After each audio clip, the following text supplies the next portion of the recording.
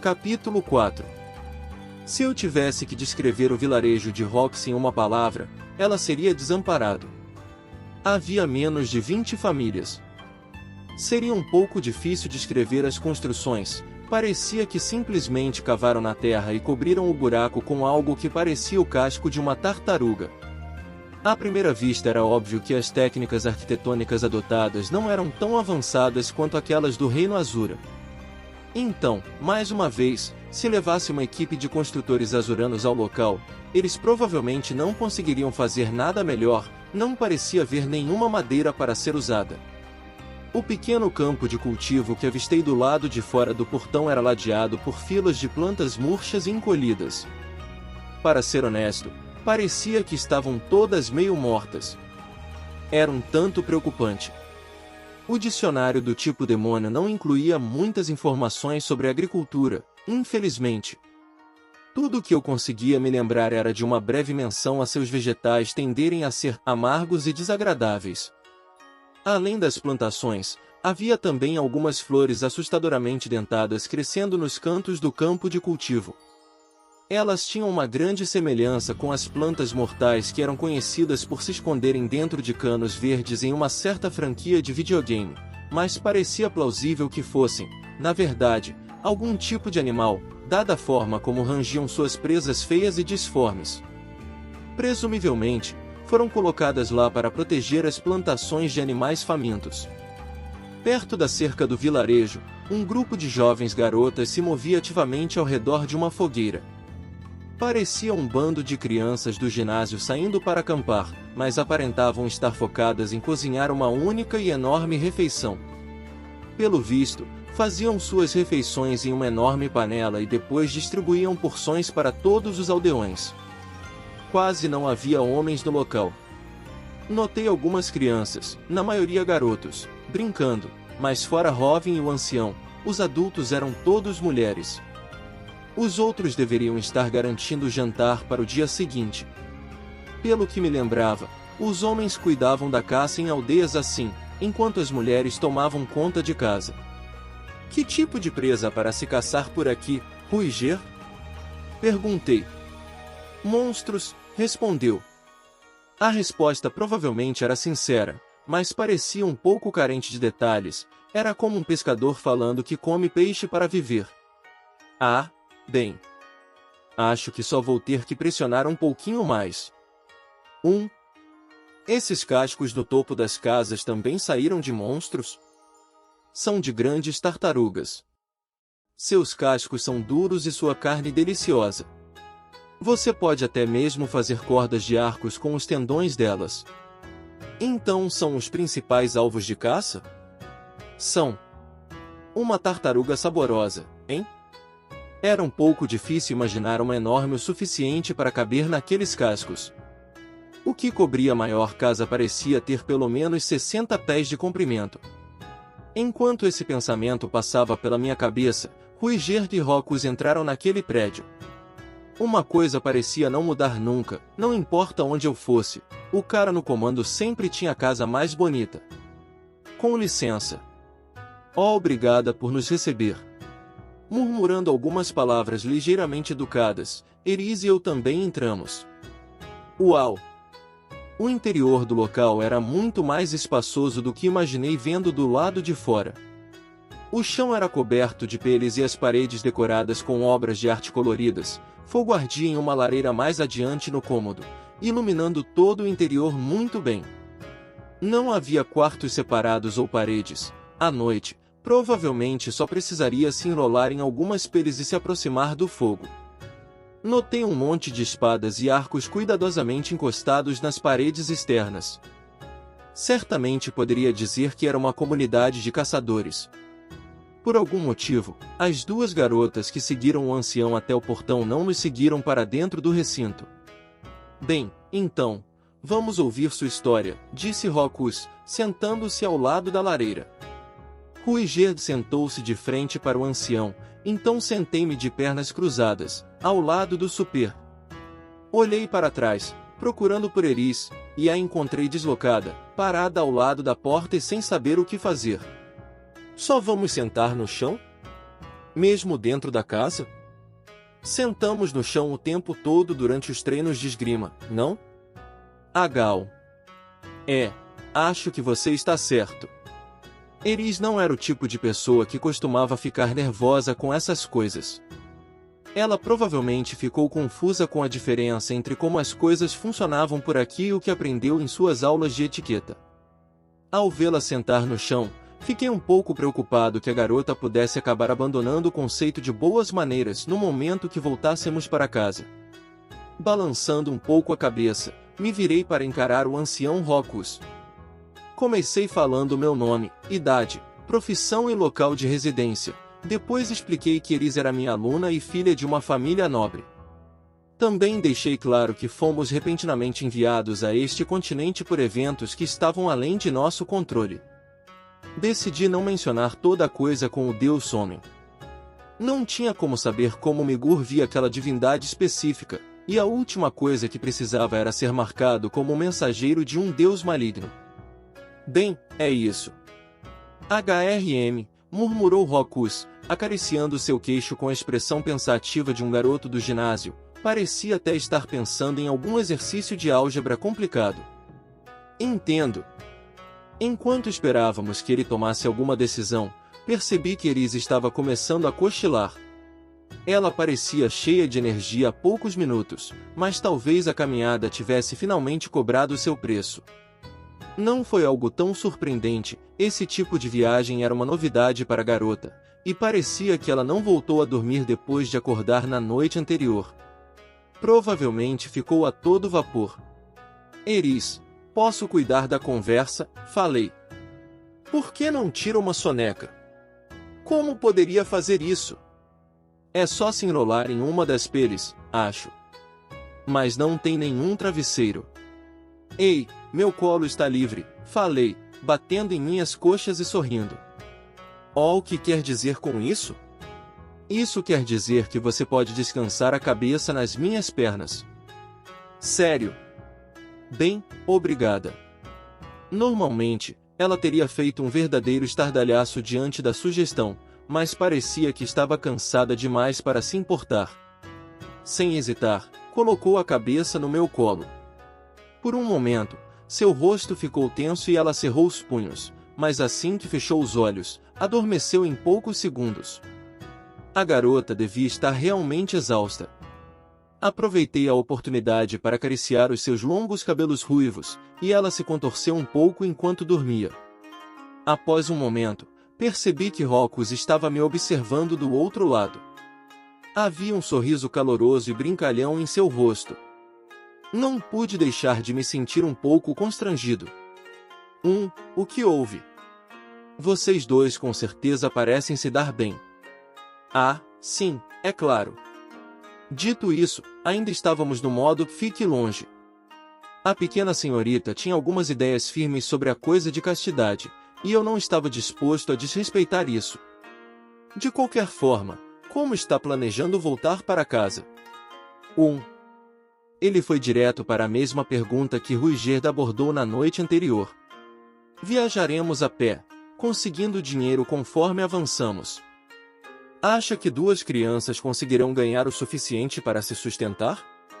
Na verdade, estou planejando lidar com isso sozinho. Não que eu fosse exatamente esperto, mas não poderia esperar que uma garota rica e mimada como Eris lidasse com a realidade em um momento assim. Eles não estarão sozinhos. Ruigerd interrompeu. Irei com eles. Definitivamente seria reconfortante ter esse cara ao nosso lado, mas aquilo sobre o Deus Homem ainda me preocupava. Não importa o quanto eu quisesse confiar nele, provavelmente era melhor nos separarmos logo. Até onde sabia, o homem era como uma bomba relógio. Assim sendo, exatamente como deveria recusar esta oferta? Antes que eu pudesse pensar em qualquer coisa, o ancião Rockus expressou sua própria desaprovação. E de que serviria isso, Ruigerd? O que quer dizer? Ruigerd respondeu carrancudo. Vou manter os dois em segurança e levá-los de volta para casa. Rockus suspirou. Mas você não pode entrar em nenhuma cidade, pode? Espera, o quê? Ele não pode entrar em cidades? Pense no que poderia acontecer se você se aproximasse de uma cidade com essas crianças. Ainda lembra do que aconteceu 100 anos atrás, não lembra? Quando os soldados te perseguiram e formaram um esquadrão para te caçar. 100 anos atrás. Bem, sim, gaguejou Ruiger. Mas, eu poderia simplesmente esperar do lado de fora. E não saber nada do que acontecerá com esses dois do lado de dentro? Assim não vai manter ninguém em segurança, disse Rockus, balançando a cabeça, exasperado. Pelo visto, os Superd eram tão temidos e odiados no continente demônio quanto em Azura. Realmente formaram um esquadrão inteiro para caçar um único homem? Isso parecia um tanto exagerado. Fazia pensar até que ele era um monstro furioso. Se alguma coisa acontecer com eles do lado de dentro. Sim? O que você faria? Entraria para resgatá-los, mesmo se tivesse que matar todos os moradores. Os olhos do homem estavam mortalmente sérios. Ele não estava exagerando, eu poderia dizer que realmente quis falar cada uma de suas palavras. Você perde o juízo quando tem alguma criança envolvida, murmurou o ancião. Parando para pensar nisso, conseguiu ganhar nossa confiança depois de resgatar um jovem de um monstro cruel, não foi? Foi. Já fazem 5 anos? Ah, como o tempo voa! Suspirando, Rockus balançou a cabeça, cansado. Eu sabia que o homem estava do meu lado, mas, de qualquer maneira, fiquei um pouco irritado. Ele simplesmente exalava a mesma aura daqueles garotos irritantes e precoces do ginásio, expressando sua exasperação com as estupidezes dos adultos. De qualquer forma, Ruiger realmente acha que pode alcançar seu objetivo adotando meios tão violentos? Ele grunhiu, franzindo a testa. Seu objetivo? Isso parecia importante, então decidi me intrometer. Seu objetivo? Qual é, Ruiger? É muito simples, disse Rockus. Ele quer convencer a todos que os Superd não são os monstros perversos que pensam ser. Com esforço, consegui evitar de deixar não vai rolar escapar. O preconceito sistemático não é o tipo de coisa que as pessoas podem simplesmente superar, não importa o quanto tentem. Que inferno! Uma única criança não poderia nem mesmo impedir sua turma de intimidar alguém, e o ódio pelos Superds aparentemente se espalhou pelo mundo todo. Digo, até a pequena e ousada Eris gritou ao ver Ruiger. A humanidade e as raças de demônios tinham certeza de que eles eram malignos. Como poderia convencer todos do contrário? É verdade que os Superds atacaram amigos e inimigos durante a guerra? Me aventurei timidamente. Espera! Aquilo não. Eu sei que os rumores podem ter fugido do controle, mas parece que há uma boa razão para que todos tenham medo de... Não! Aquilo não é verdade! Ruiger gritou, de repente me agarrando pela frente da minha camisa, seus olhos ardiam de raiva. Senti que comecei a tremer. Ah, merda! Fomos vítimas do complô de Laplace. Os Superds não são uma raça de bestas monstruosas. Oh, que diabos! Pare de gritar comigo, cara. Você está me enlouquecendo aqui. Merda, não consigo parar de tremer. O que é isso de complô, afinal? Esse cara acredita em teorias da conspiração ou o quê? E aquele Laplace viveu há tipo 500 anos atrás, certo? O que exatamente o Laplace fez? Retribuiu nossa lealdade com traição. O aperto de Ruiger em minha camisa começou a afrouxar. Estendi a mão e bati em seus braços algumas vezes, silenciosamente pedindo para me soltar. Ele logo obedeceu. Mesmo assim, pude ver que suas mãos tremiam de fúria. Aquele homem maldito. Se importa de contar a história toda, Ruiger? É uma longa história. Bem, tenho muito tempo. A história que Ruiger me contou descreveu o lado oculto da história deste mundo. O deus demônio Laplace era conhecido como um herói que uniu as raças de demônios, conquistando os direitos que a humanidade havia muito negado. Os Super se aliaram sob a bandeira de Laplace logo no início de sua campanha. Eles possuíam uma excelente agilidade e capacidade de perceber a presença dos inimigos. Além disso, sua força de batalha era incomparável. Eles serviram como uma das forças pessoais de Laplace, especializando-se em emboscadas e ataques na calada da noite. Graças ao terceiro olho em suas testas, sempre estavam cientes de tudo o que acontecia nos arredores. Era impossível pegá-los de surpresa ou evitar seus ataques mortais. Em outras palavras, eram um grupo de elite. Na época, a palavra Super era falada com respeito e admiração por todo o continente demônio. Mas então veio a Guerra de Laplace. Nos estágios intermediários do conflito, quando os demônios começaram a invadir o continente central, o deus demônio convocou seus guerreiros portando um certo tipo de arma, uma que mais tarde viria a ser conhecida como Lança do Diabo. Ele ofereceu essas lanças como presentes aos seus soldados. Eram muito parecidas com os tridentes que os Supers empunhavam em combate, mas eram pretas como azeviche. Mesmo à primeira vista, ficava claro que havia algo de sinistro nelas. Naturalmente, alguns dos guerreiros se opuseram ao seu uso, insistindo que a lança de um Super era seu coração e alma, que nunca poderiam deixar suas armas de lado por algo amaldiçoado. Mas era um presente de Laplace, seu mestre. No final, Ruigerd, o líder do grupo, ordenou que seus soldados usassem as novas lanças, por pura lealdade ao deus demônio. HM? Você disse Ruigerd? Sim.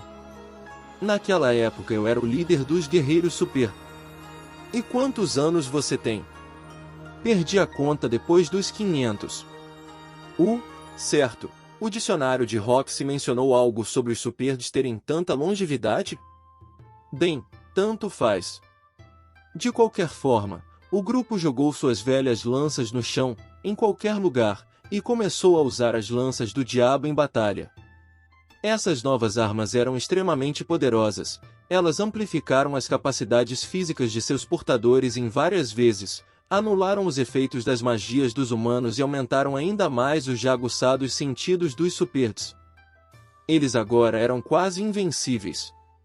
Mas, em troca, foram sendo gradualmente transformados. Quanto mais sangue suas novas lanças provavam, mais corruptas suas almas ficavam. Os guerreiros nem perceberam o que estava acontecendo com eles. Perderam a sanidade aos poucos, nenhum seguiu um ritmo diferente dos outros, e, assim, ninguém percebeu como eles, ou aqueles ao seu redor, estavam mudando. Com o tempo, isso resultou em tragédia. Os Supers perderam a capacidade de distinguir amigos de inimigos e começaram a atacar todos indiscriminadamente, fossem jovens ou velhos. Não mostraram misericórdia para mulheres ou mesmo para crianças. Não mostraram misericórdia para ninguém. Ruigerd ainda lembrava claramente daqueles dias. Em pouco tempo, os demônios começaram a chamar os Supers de traidores da causa, e espalhou-se entre os humanos a notícia de que eles eram demônios sedentos por sangue. Naquela época, Ruigerd e seus companheiros sorriam alegremente diante desses insultos, considerando-os o maior dos elogios. Os Supers estavam cercados de inimigos, mas suas lanças amaldiçoadas os tornavam uma força temida. Cada guerreiro de seu bando lutava com a força de 1000 homens, nenhum exército poderia esperar superá-los. Rapidamente se tornaram a unidade de combate mais temida de todo o mundo. Entretanto, isso não significava que também não sofriam perdas. Agora eram um inimigo odiado tanto pelos humanos quanto demônios, foram forçados a suportar batalhas quase ininterruptas, fosse dia ou noite. Lenta, mas continuamente, seus números começaram a diminuir. Ainda assim, nenhum deles questionou o caminho que estavam seguindo. Em sua loucura, o pensamento de morrer em batalha resultava apenas em felicidade. Depois de algum tempo, um boato chegou ao bando dos Supers. Era algo falando sobre uma de suas aldeias estar sob ataque, a aldeia natal de Ruigerd, mais especificamente. Era uma armadilha destinada a atraí-los para sua ruína, mas, neste ponto, nenhum deles estava lúcido o suficiente para suspeitar de qualquer coisa. Os guerreiros voltaram para casa pela primeira vez em algum tempo, e começaram a atacá-la. Foi simples. Encontraram pessoas, então precisavam matá-las. Ruigerd assassinou seus pais, esposa, irmãs, finalmente, seu próprio filho. Seu filho ainda era jovem, mas estava treinando para se tornar um guerreiro. Foi algo longe de ser uma batalha equilibrada, mas, em seus momentos finais, o menino conseguiu quebrar a lança negra de seu pai. Naquele instante, o agradável sonho de Ruigerd acabou e um pesadelo começou. Havia algo duro e crocante em sua boca. Percebendo que era o dedo de seu filho, ele cuspiu, horrorizado. A primeira coisa em que pensou foi suicídio, mas afastou isso de sua mente. Havia algo que simplesmente precisava fazer antes de morrer, precisava destruir um inimigo, a qualquer custo. Nesse ponto, a vila dos Súperdes estava totalmente cercada por um exército de demônios enviado para exterminá-los. Apenas 10 dos soldados de Ruigerd continuavam vivos. Quando receberam as lanças do diabo pela primeira vez, era um bando com quase 200 guerreiros ousados e valentes.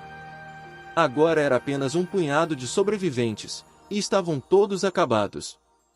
Alguns perderam um braço, outros o olho ou até mesmo a joia na testa, mas, mesmo assim, feridos em números muito menores, olhavam beligerantemente para a força de mais de 1000 homens que os rodeava. Iriam todos morrer. E morreriam em vão.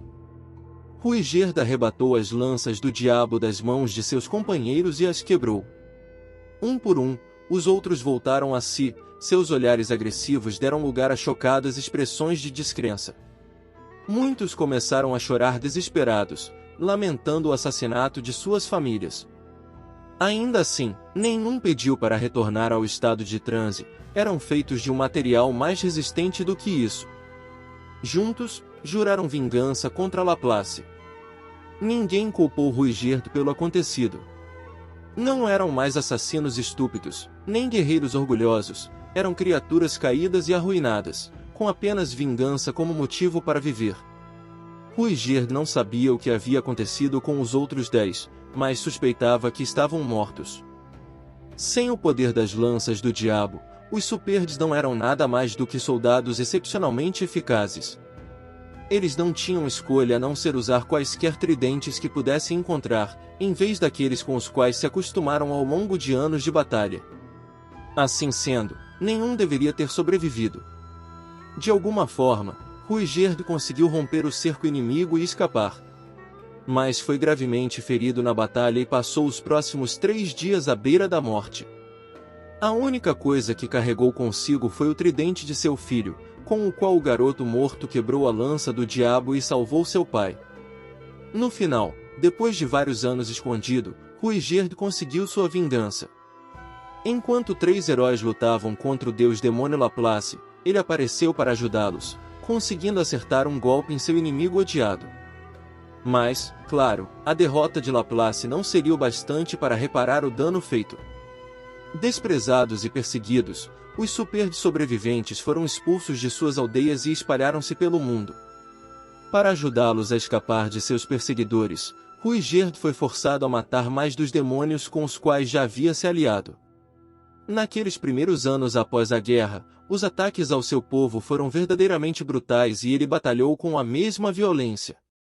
Agora Ruigerd já não via outros Súperdes há quase 300 anos. Ele não sabia se sua espécie havia sido completamente exterminada ou se conseguiram sobreviver e formar uma nova aldeia em algum lugar escondido. Laplace é o culpado por tudo, é claro. Mas também sou responsável pela desgraça que causei ao meu povo. Mesmo sendo o último da minha espécie, quero que o mundo saiba a verdade. Com sua história contada, ele voltou a ficar em silêncio. Suas palavras foram simples e diretas. Nunca pensou em nossas emoções. Entretanto, Ruigerd havia transmitido seu arrependimento, raiva e amargura perfeitamente. Ou tudo era verdade ou o homem era um ator incrivelmente talentoso. Que história horrível, murmurei, tentando organizar meus pensamentos. Se acreditássemos nas palavras de Ruigerd, os Súperdes não eram de tribos inerentemente sanguinárias. Não estava claro por que Laplace deu as lanças do diabo a eles, mas talvez o deus demônio estivesse planejando os usar como bode expiatório para quaisquer crimes cometidos por exércitos assim que a batalha chegasse ao fim. Que coisa mais vil de se fazer! Os Superds tinham sido sinceramente leais a Laplace. Teriam dado suas vidas caso fossem pedidas. Traí-los com tanta crueldade parecia desnecessário. Certo. Vou te ajudar como eu puder. Uma vozinha dentro de mim sussurrou uma objeção. Você realmente está em posição para ajudá-lo? Que tal se concentrar em salvar sua própria pele? Esta viagem vai ser muito mais difícil do que você imagina. Não foi o suficiente para impedir que minha boca se movesse. Não sei ao certo, mas, talvez, ter uma criança humana ao seu lado te ajude a descobrir novas possibilidades. Claro, eu não estava agindo assim por pura compaixão.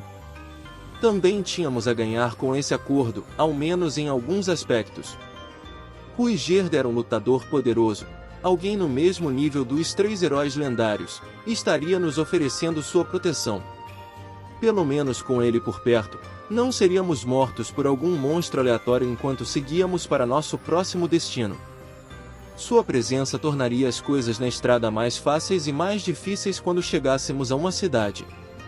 Contanto que encontrássemos uma maneira de contornar a questão em cidades, ele seria um excelente aliado.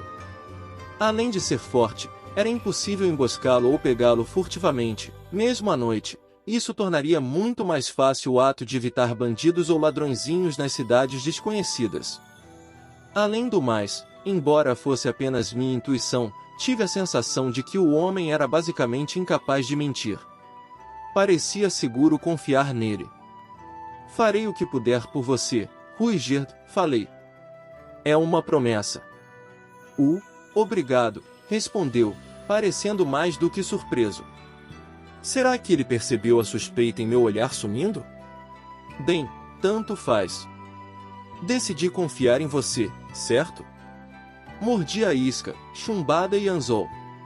Na minha vida anterior, costumava rir de histórias alheias tristes o tempo todo, mas, por algum motivo, esta realmente me tocou. Se o homem estava de alguma forma me enganando, não faria diferença. Pela primeira vez senti vontade de confiar estupidamente em alguém. Mas, meu garoto, os Superds realmente... Está tudo bem, Rockus. Vou descobrir alguma coisa. Rui Gerd nos protegeria na estrada e eu o protegeria nas cidades. Esta seria uma relação de mútuo benefício. Vamos partir amanhã, Rui Gerd. Ficarei feliz em ter você conosco. Havia apenas uma coisa sobre isso que me deixava um pouco ansioso. Bem, parecia que eu estava fazendo exatamente o que o Deus Homem queria.